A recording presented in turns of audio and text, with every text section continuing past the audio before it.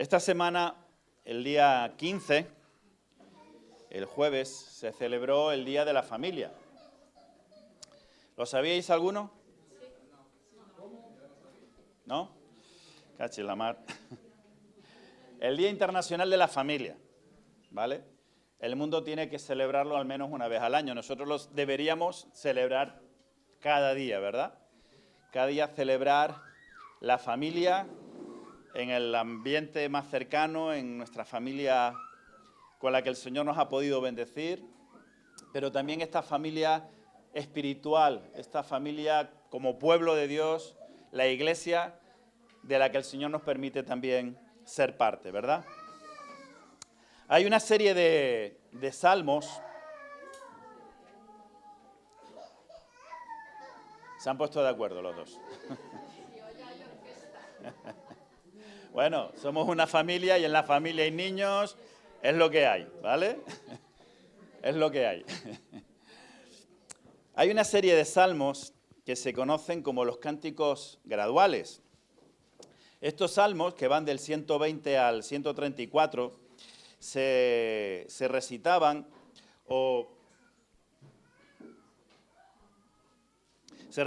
se cantaban durante la subida o el ascenso gradual que el pueblo de Dios hacía hacia Jerusalén, al menos durante, por lo menos las 3 fiestas que la ley de Moisés recogía que todo el pueblo tenía que ir a celebrar al santuario. Y en este caso el santuario ahora ya estaba en Jerusalén.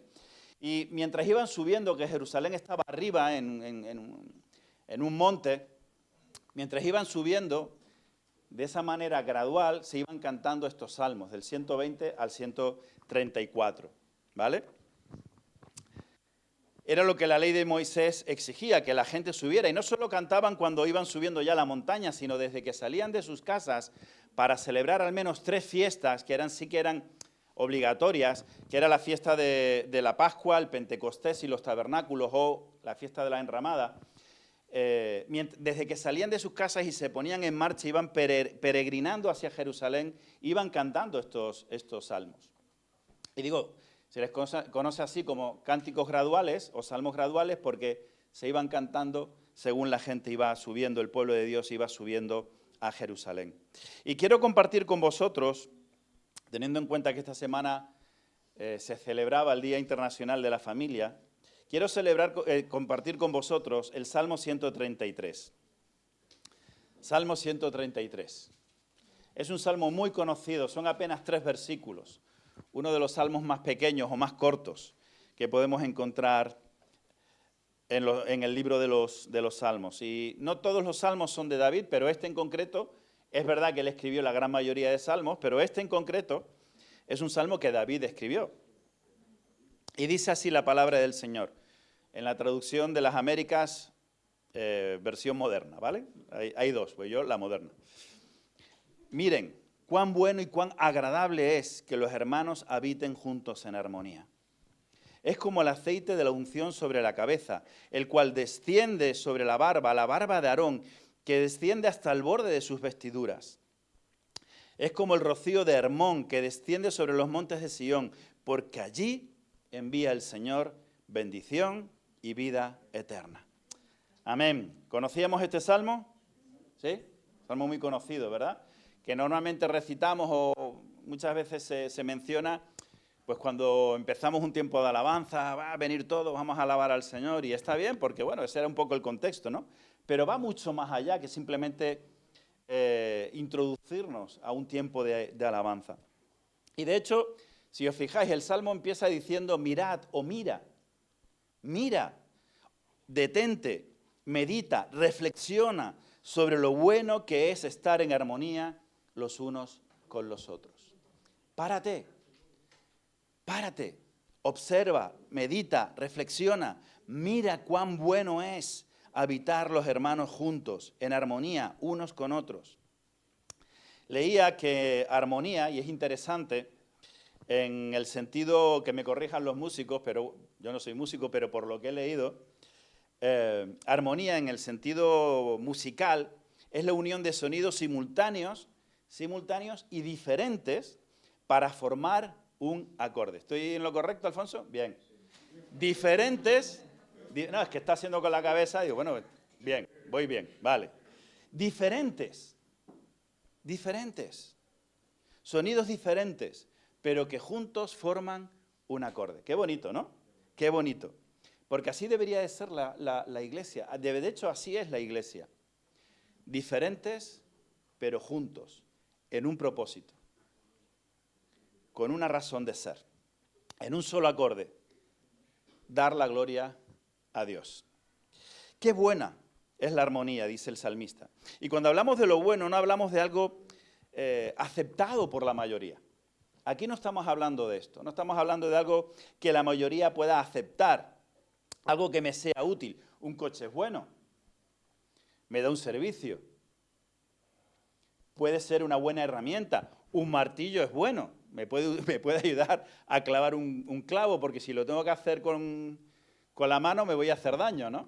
Son herramientas, son cosas útiles, son cosas buenas, pero el sentido que está diciendo aquí el salmista va mucho más allá de algo que es meramente útil en mi día a día, en lo que es lo cotidiano. No se trata de eso, se trata de algo bueno desde el punto de vista espiritual. Algo que incluso trasciende lo temporal. Yo utilizo el martillo en un momento puntual y luego cuando ya lo necesito lo guardo, o el coche lo meto en el garaje, las llaves en casa y me olvido del tema, ¿verdad? Es algo que trasciende lo material, incluso lo temporal. Algo que da un beneficio que perdura, que produce felicidad y no una felicidad meramente momentánea. Es algo que va mucho más allá. De hecho, si os dais cuenta o si os acordáis, todo lo que Dios había hecho era ¿qué? Bueno.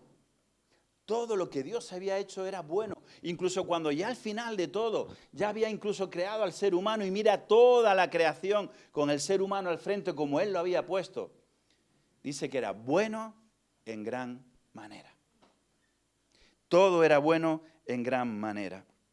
Era bueno, era beneficioso para nosotros. Cuando Dios está diciendo esto, es que era beneficioso para el ser humano. Porque el ser humano iba a estar ahí. Dios creó todo aquello y de manera particular el jardín del Edén simplemente para tener una relación personal con el ser humano. Dios no le dijo a Adán y a Eva cuidar del planeta, dijo cuidar del jardín, porque ese es nuestro lugar de encuentro. Es ahí donde tú y yo, donde vosotros y yo nos vamos a relacionar. Combinó cosas diferentes para crear algo bueno en gran manera. Para la sociedad lo bueno suele ser algo que produce un placer inmediato, pero efímero. Lo que hoy es, deja mañana de ser. Como el fútbol. Hoy yo puedo estar muy contento porque el Barcelona ganó la Liga. Pero eso es un sueño. Mañana la perderá y ¿qué voy a hacer? O sea, este tipo de alegrías, porque este tipo de alegrías son cosas efímeras que hoy son y mañana dejan de ser. Mi gozo, mi alegría no puede depender de algo que hoy es y mañana no voy a tener. Va mucho más allá de lo meramente temporal. ¿Me hago entender? Va mucho más allá. ¿Vale? O cuando nos compramos algo, qué alegría cuando estrenamos el coche, o cuando nos compramos una tele o no el móvil. Hermanos, todos lo sabemos. Esos primeros días, qué guay, pero eso pasa, ¿verdad? Eso pasa. Eso pasa. De lo bueno que está hablando el Señor es algo que nunca va a pasar. Que jamás va a dejar de ser. Jamás. Jamás. Lo que realmente es bueno, lo que realmente me produce a mí un beneficio, es hacer la voluntad de Dios. Dios no es un Dios caprichoso que simplemente quiere que le obedezcamos porque sí. Dios nos ha creado a todos y a cada uno de nosotros. Él sabe perfectamente cómo funcionamos, sabe perfectamente lo que necesitamos. Y Él sabe que lo bueno, lo beneficioso para cada uno de nosotros es hacer su voluntad. No por capricho, sino por nuestro propio bien. Y la voluntad de Dios, o parte de la voluntad de Dios, es que estemos juntos. Es que estemos juntos. Pero no es que estemos juntos un domingo por la mañana. Qué bonito, qué agradable, qué bueno. Pero permitirme la expresión, seríamos unos necios si pensáramos que ese es el plan, que esa es la meta. Y que el estar juntos se puede ceñir a una hora a la semana cada domingo por la mañana. Estaríamos completamente equivocados, completamente equivocados. Cumplir el propósito de Dios es la mayor felicidad y estar juntos y en armonía contribuye a eso. Aristóteles decía que la felicidad era la meta en la vida y había que buscarla como fuera, a cualquier precio, usando cualquier método para conseguir aquello que a mí me pudiera hacer feliz. Pero Dios, quien nos creó y nos enseña la verdadera felicidad, dice que, o nos enseña a través de su palabra, que la felicidad tiene que ver, repito, con su propósito para la humanidad. Y su propósito para la humanidad desde el principio es que estemos en comunión con Él. Que el ser humano esté en comunión con Él. Así que estar juntos y en armonía nos ayuda verdaderamente a cumplir parte de este propósito de Dios y ser felices. Así que habitar y estar juntos es necesario, es bueno, es una verdadera bendición. Y digo, no se trata solamente de un domingo, de una hora a la semana, un domingo por la mañana. Tampoco se trata de que nos vayamos todas a vivir juntos a una comuna. Tampoco es eso, ¿verdad? Y mucho menos. Se trata de compartir, se trata de compañerismo, se trata de cuidarnos los unos a los otros. Se trata de la comunión, es decir, de tener en común todas las cosas. Como aquella iglesia primitiva, en Hechos capítulo 2, bueno, gracias Esteban, porque ya te lo dije al principio, digo, es que me olvido del PowerPoint. Aquella iglesia primitiva era todo un ejemplo de tener las cosas en común. Hechos capítulo 2, versículos del 41 al 47. Dice así: así que los que recibieron su palabra fueron bautizados y fueron añadidos aquel día como 3.000 personas. Esto fue después de la predicación de Pentecostés que Pedro predica. Bueno, predican los apóstoles en diferentes lenguas humanas que los que estaban allí entendieron. Dice, y perseveraban en la doctrina de los apóstoles, en la comunión, en el partimiento del pan, en las oraciones. Entonces caía temor sobre toda persona, pues se hacían muchos milagros y señales por medio de los apóstoles. Y todos los que creían se reunían y tenían todas las cosas en común. Y vendían sus posesiones y bienes y los repartían a todos y cada uno según su necesidad. Ellos perseveraban unánimes en el templo cada día y partiendo el pan casa por casa y participaban de la comida con alegría y con sencillez de corazón, alabando a Dios y teniendo el favor de todo el pueblo. Y el Señor añadía diariamente a la iglesia a aquellos que tenían que ser salvos. Una aclaración. Vendían sus posesiones. No todos vendieron todo. El que sentía hacerlo lo hacía. De hecho, seguían teniendo casas en las que reunirse. Si las hubieran vendido, no hubiesen tenido casas donde reunirse. Hubo gente que sentía esto y lo hacía. No todos lo hicieron. Lo importante que vemos aquí es que había una verdadera comunión. Celebraban juntos cada día en el templo, en las casas, compartían las comidas, celebraban la Santa Cena, oraban los unos por los otros. No hay mejor imagen que esto que Lucas recoge aquí para expresar lo que era la verdadera comunión en la iglesia primitiva. Que en definitiva es un modelo también para todos y cada uno de nosotros. ¿Y sabéis cómo termina aquí lo que termina diciendo? ¿Os acordáis? ¿Y el Señor qué hacía? ¿Qué hemos leído en el Salmo 133? Que allí enviaba el Señor ¿qué? Y vida eterna. ¿Será que hay alguna conexión entre nuestra comunión con Dios, nuestra relación con el Señor, nuestra relación entre nosotros como iglesia, como pueblo, como familia, y que el Señor se pueda manifestar de una manera sobrenatural?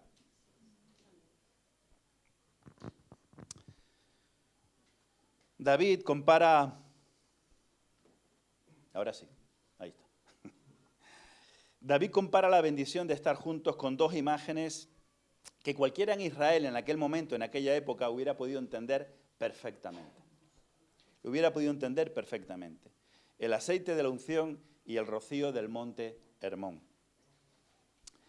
El aceite de la que está hablando aquí, de esa unción, es el aceite con el que fue ungido Aarón como sumo sacerdote. Y esto no lo vamos a leer, pero bueno, en el libro de Éxodo, capítulo 30, del 22 al 33, explica esto, ¿verdad?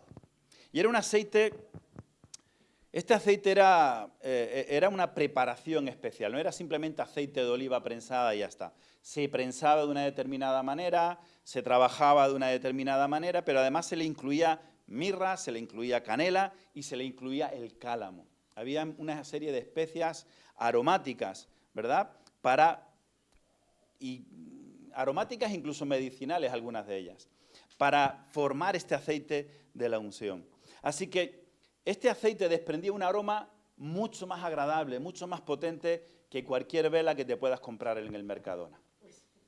Sin lugar a dudas.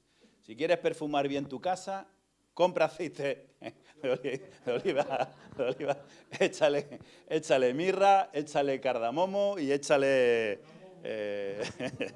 no, cardamomo no, cálamo y canela, perdón. Perdón. Canela en rama. Canela en rama. Y verás qué aroma hay en tu casa, ¿verdad? Mejor que digo que las velas que puedas encontrar, en fin, en cualquier súper por ahí. Era un aceite especial que desprendía un aroma especial. Era algo diferente. Era algo que realmente perfumaba, ¿verdad? ¿Por qué la unidad ayuda a cumplir el propósito de Dios? ¿Por qué? Bueno, Jesús mismo lo explicó. En Juan capítulo 13, versículos del 34 al 35, dice: un mandamiento nuevo les doy, que se amen los unos a los otros, como yo los he amado. Así también se amen los unos a los otros. En esto conocerán todos que son mis discípulos, si tienen amor los unos por los otros. Una vez más vemos algo de relación entre el amarnos, ya no solo es el estar juntos, sino el amarnos los unos a los otros, con que los demás, el resto de la sociedad, aquellos que nos rodean, puedan entender que somos discípulos de Jesús. Juan capítulo 17, versículo 21, cuando Jesús, ya a punto de dejar este mundo, de ser crucificado, está orando, está hablando con el Padre, está abriendo su corazón con Dios y ora por todos y cada uno de nosotros. Dice: oro por estos, por aquellos que el Señor le había dado y por todos aquellos que creerán en mí por la palabra de ellos. Dice: para que todos sean uno, como tú, oh Padre, en mí y yo en ti, que también ellos sean uno en nosotros, para que el mundo crea que me enviaste. ¿Qué importancia tiene que estemos juntos y que además nos podamos amar, y yo diría que incluso hasta soportar los unos a los otros? Estar unidos refleja que Dios es uno. Y cuando la iglesia está unida, la salvación se hace patente. Lo acabamos de leer. La salvación es reconciliarse con Dios a través de lo que el Señor Jesús hizo por todos y cada uno de nosotros. Y la unidad es un ingrediente fundamental en la reconciliación. Estamos dando testimonio. Nuestra unidad tiene que ser un testimonio de que nosotros nos hemos reconciliado con Dios, pero también que el Señor está reconciliando a la propia humanidad, que por culpa de pecado se había roto por completo. El aceite se vertía sobre la cabeza del sacerdote y bajaba por los hombros y llegaba incluso hasta el borde del manto, dice, pero también bajaba por el pectoral. ¿Y sabéis qué tenía el sumo sacerdote en el pectoral? Las tribus. 12 piedras. Cada piedra simbolizaba a una de las tribus de Israel. Y aquel aceite mojaba ese pectoral, empapaba ese pectoral que representaba a las 12 tribus de Israel. Qué imagen más bonita, ¿verdad? El aceite sobre esa diferencia, cada piedra diferente, pero que todas juntas representaban al pueblo de Dios. El aceite de la unción simboliza varias cosas: consagración, como hemos visto en el caso de Aarón cuando fue consagrado como sumo sacerdote, o posteriormente cualquier sumo sacerdote se derramaba este aceite sobre su cabeza. El aceite también simboliza la santidad, la sanidad, pero también el aceite de la unción representa al Espíritu Santo, que nos une en un solo cuerpo. Pablo dice que cuando somos bautizados en el Espíritu Santo, cuando nosotros nos entregamos al Señor, cuando nosotros nos reconciliamos con Él, el Espíritu Santo viene sobre todos y cada uno de nosotros. Y cuando el Espíritu Santo viene sobre nosotros, entramos de manera automática, de manera inmediata, a ser parte del cuerpo de Cristo. Entramos a ser parte de la familia del Señor. Entramos a ser parte de su pueblo. Porque ese mismo espíritu que está en cada uno de nosotros, aunque somos diferentes, es el que nos cohesiona, el que nos hace, el que nos permite ser familia. Y el aceite también simboliza principalmente esto, al Espíritu Santo, que como digo, nos une y nos cohesiona. Pero además, ese mismo Espíritu Santo es el que nos capacita y empodera para llevar a cabo la misión de Dios. Sin el Espíritu Santo es imposible salir y predicar el Evangelio y hacer discípulos. Imposible. Pero con el Espíritu Santo es posible poder salir y predicar el Evangelio y hacer discípulos. Y ver fruto. Y ver fruto. Y ver fruto. La siguiente imagen es el monte Hermón, dice del rocío. Esa es la otra imagen que David usa. La del rocío que descendía del monte Hermón, que estaba al norte, justo al límite de la tierra de Israel. Y dice que ese rocío que se formaba, esa gran nube que se formaba ahí, descendía hacia el resto, bajaba hacia el sur. Como esa nube que vemos ahí, ¿verdad? Iba descendiendo y llegaba incluso hasta los montes de Sión. Y en el monte de Sión, ahí, ¿qué es lo que encontramos? ¿Qué encontramos en lo alto del monte de Sión? Jerusalén, ¿verdad? Encontramos Jerusalén, donde todos estaban reunidos, donde todo el pueblo había peregrinado para celebrar juntos las fiestas al Señor. Todos estaban ahí reunidos. Era un rocío, este rocío del que está hablando era un rocío denso, que refrescaba, que generaba vida en un paisaje normalmente árido. Era fundamental para la vida en Israel. Desde luego, es un buen ejemplo también de la bendición de Dios sobre su pueblo. Una bendición, cuando Dios nos bendice, cuando Dios se manifiesta en medio de nosotros, es una bendición que da vida. Vida. Como ese rocío daba vida en un paisaje normalmente árido. Oseas capítulo 14, versículos del 5 al 6, dice: seré como rocío para Israel, florecerá como el lirio y extenderá sus raíces como los cedros del Líbano, y brotarán sus renuevos, y será su esplendor como el del olivo, y su fragancia como el de los cedros del Líbano.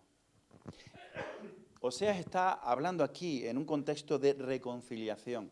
Si os reconciliáis conmigo, yo seré como un rocío para vosotros. Traeré vida. Os voy a bendecir de una manera increíble, daréis fruto. Fruto. Eso es lo que está hablando aquí. El rocío puede ser la diferencia, hermanos, entre la vida y la muerte en el desierto. Dios es esta gran diferencia en medio de la humanidad. Y solamente mediante su presencia, el Señor, su presencia en Israel, en medio de nosotros, la vida se puede manifestar. El pueblo de Israel cantaba y celebraba el estar juntos. Y cuando iban peregrinando a Jerusalén, cuando salían de cada uno de su lugar, no tengáis, yo sé que es muy tentador, pero no penséis en que estaban haciendo la conga como en las bodas, que iban haciendo el trenecito, bailando. No es eso, ni mucho menos. Ellos normalmente se reunían en un punto de encuentro.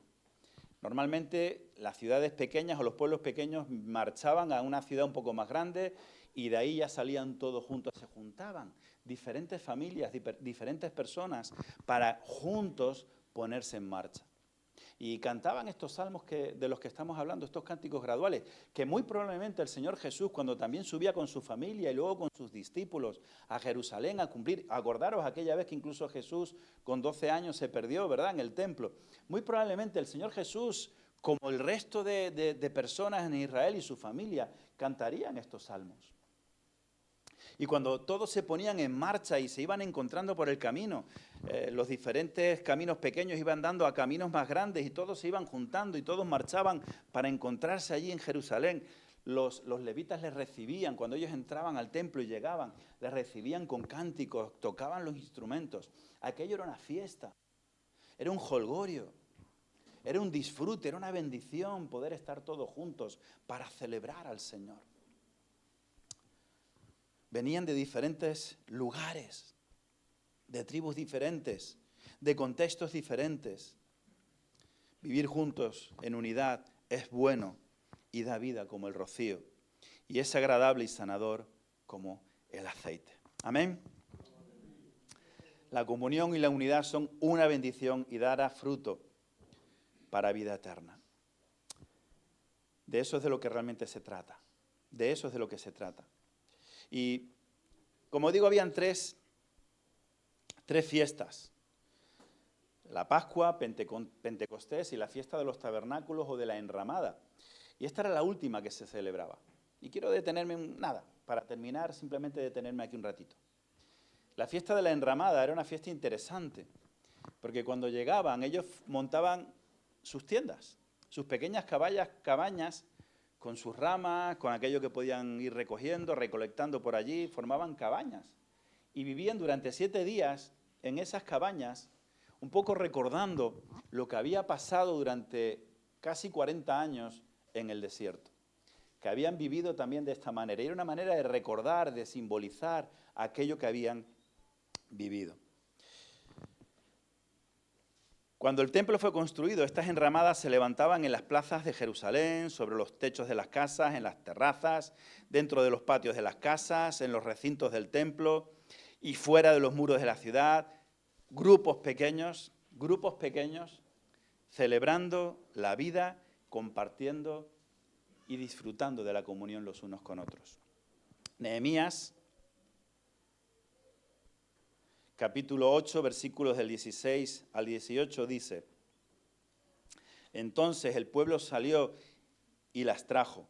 Cada persona hizo su cabaña para sí sobre su azotea, sobre los patios, en los atrios de las casas, en la plaza de la puerta de las aguas, en la plaza de la puerta de Efraín. Toda la congregación que había vuelto de la cautividad se hizo cabañas y habitó en ellas, porque desde los días de Josué, hijo de Nun, hasta aquel día los hijos de Israel no habían hecho tal cosa. Se habían olvidado de cumplir con este requisito del Señor. Había una alegría muy grande. Esdras leía cada día en el libro de la ley de Dios, desde el primero hasta el último día. Durante 7 días celebraban la fiesta y al 8º día hubo una asamblea festiva conforme a lo establecido. ¡Wow! Estaban allí todos juntos en las cabañas, celebrando, disfrutando, compartiendo, comiendo juntos, y el último día se juntaban todos y había una celebración mayor. ¿Os imagináis esto en nuestras casas? ¿Os imagináis esto, poderlo hacer cada uno de nosotros en nuestra casa y podernos invitar los unos a los otros y agasajarnos los unos a los otros y compartir y disfrutar y poder invitar a nuestros vecinos o familiares que no conocen del Señor y luego venir un domingo y celebrar todos juntos lo que Dios ha hecho durante toda la semana? El Señor envía ahí bendición y vida eterna. El Señor envía bendición y vida eterna.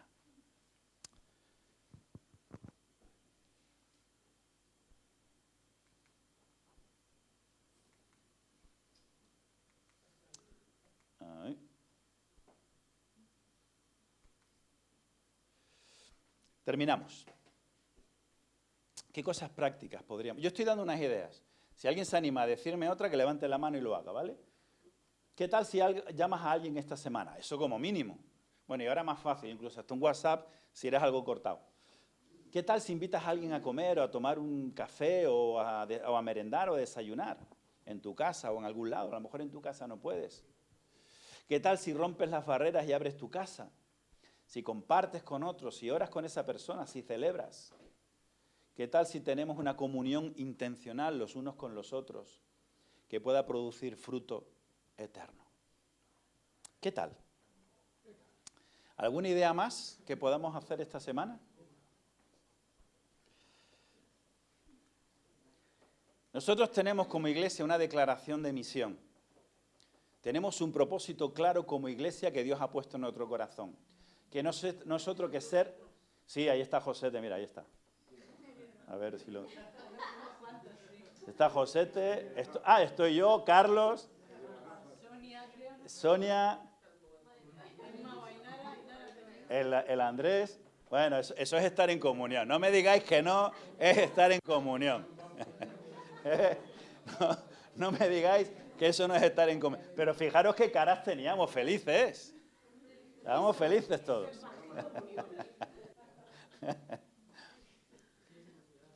No sé dónde va el punto rojo este, bueno, da igual.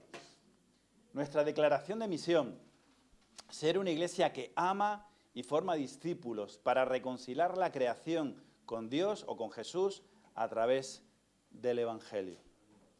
Eso resume nuestra razón de ser como iglesia. Y uno de los énfasis que nosotros habíamos marcado para llevar a cabo esto es precisamente fomentar las relaciones personales, comidas en casa, rompiendo barreras, siendo intencionales, hablar en la puerta de la iglesia después del culto, que la gente abra sus casas al resto de la iglesia, etc. Bueno, era un pequeño resumen. Es uno de los énfasis para poder llevar a cabo precisamente nuestra misión. Abrir nuestras casas, celebrar juntos, compartir, orar los unos por los otros. Oye, exhortarnos los unos a los otros, corregirnos los unos a los otros con amor también, rendirnos cuentas los unos a los otros. ¿Por qué no? Y tener en común todas las cosas. ¿Por qué? Porque el Señor envía ahí bendición y vida eterna. Es tan bueno y tan delicioso el habitar los hermanos juntos como el aceite de la unción o el rocío del monte Hermón. Ese aceite que simboliza el espíritu que nos une, nos cohesiona.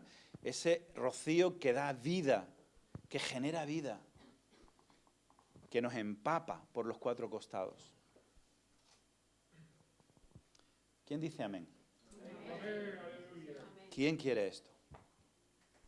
Yo os animo a que esta semana podáis hacer algo distinto, algo diferente, que podáis conectar con los hermanos, que podáis compartir con los hermanos, que podáis bendecir.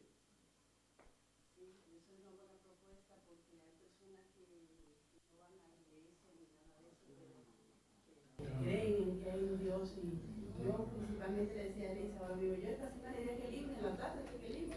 Invitaré a unas cuantas a tomar un café. Amén. Bueno. Y espero que los demás se animen porque esto es el Evangelio.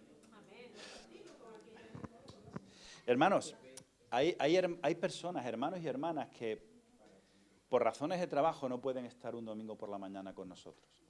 No es lo ideal, pero de algo tienen que vivir. Y lo ideal es que esas personas traten de cambiar. Y aquí podemos dar testimonio de algunas personas que han hecho el esfuerzo de encontrar otra cosa para poder estar aquí un domingo y poder celebrar juntos. Y yo digo a eso, amén.